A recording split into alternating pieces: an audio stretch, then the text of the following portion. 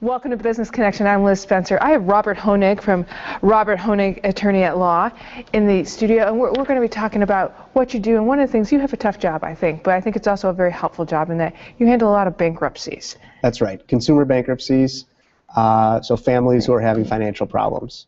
When does somebody, when they're behind on their credit cards and they're behind on everything, when should someone start thinking about talking to someone like yourself, Robert, and thinking about that B word, bankruptcy, which, you know, Sure. is a big step?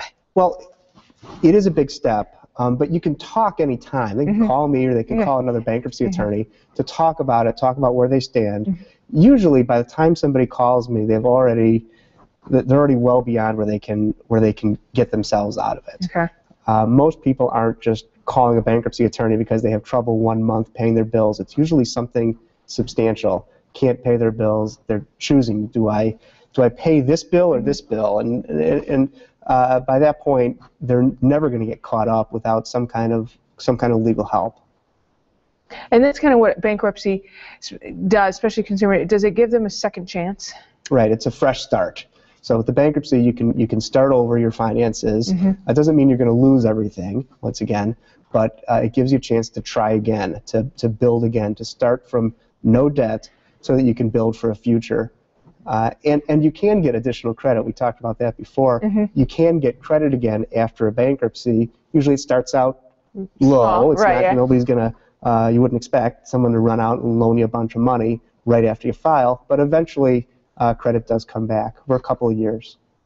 Well, and that's important because we have to continue to live, so we have to figure out how we're going to level it again. And I imagine you saw a lot of this with our recent economic state. That's right. A lot of people lost their jobs, and losing a job is one of the most common reasons why somebody files. The three most common: either they lose a job, get a divorce, or have health problems. So those three are usually the three factors lead most people into a bankruptcy, and very often it's two out of those three.